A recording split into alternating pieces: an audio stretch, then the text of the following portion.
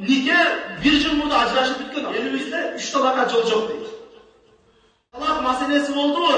Öz aldığınızca fatva çıkarmam. Anan dağın bir nesi var.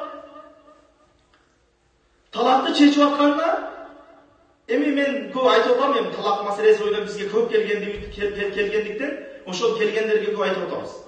Себеп биздеги интернеттеги дамлаларыбыздын дагы бир ушу талак маселесинде чоң бир катасы болуп калды.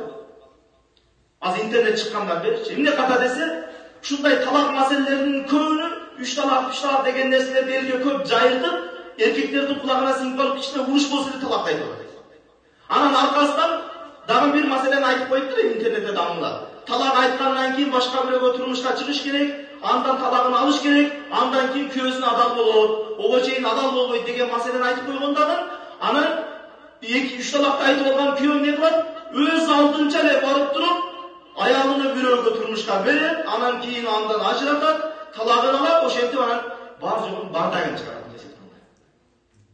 Ortodogу iddia деген meselege көңүл бурбайт. Negizinen al nerselerinin hiçbirinde talak meselesi oldu mu? Öz aldığınızca fatva çıkarmam. Sözsüz türde fatva bölümüne geliniz. Cebir işen düştü.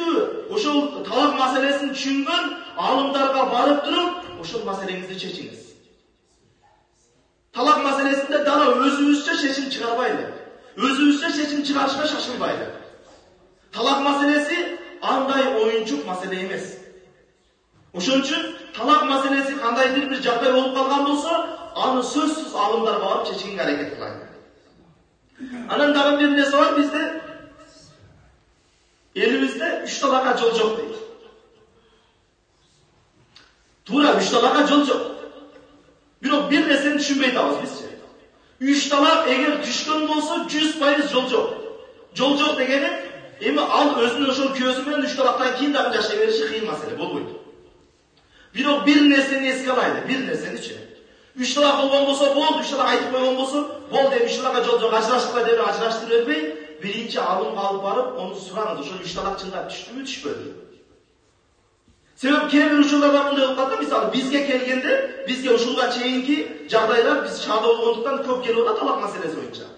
Өтө көп 3 талак айткан, бирок 3 талак түшпөй калган жагдайлар көп болот. Кандай? Мисалы айтсам, aldın, oşa 3 talak aytıştan murda, aytıştan aldın. Al kandaydır bir özü bilmegen avalda talak meselelerini aralashıp, talak aytıp, andan keyin anın iddası çıkıp da bitken, iddası çıkandan keyin al katını menen, ayalı menen, jön ele nikesi jok ele yaşap жүргөн болот. 1 yıldan beri, 5 yıldan beri. Anan keyin 3 talakta aytkan, misalı bir köçödön bir kızga 3 talaksın dese düşüyor. Düşpeyt. Nikeniz jok al kızı menen. Anın ayalı da mı ошондой болуп калган? O nike 1 yıl murda ajrashib bitken adam. 1 yıl murda ele adашып uruştun üstünde özü bilmegen avalda talakta aytıp bitken dagы, anan kийинки айткан 3 talak o жөн эле баягы жат аял айткандай эле болуп калган. Ошол сыяктуу маселелер көп болуп калат да. Ошон үчүн баягы айтайын дегеним, талак маселеси болгондо ага фатва беришке шашылбастан, meniki birөө айтса, меники ушундай болду эле, мына молдо мындай чечип берди десе, меники деле ошондой экен деп чечип кете бербейсиз. Сөзсүз түрдө өзүңүз жана келинчегиңизди ээрчитип, фатва бөлүмүнө же бир ишеничтүү өзүбүздүн устаздарыбыз бар, ошол дамлаларга сөзсүз барып, кеңешип, ошолор менен билип туруп, андан кийин аны чечкенге аракет кылыңыз. Ал нерседе фатвага өзүбүзчө чечим чыгарганга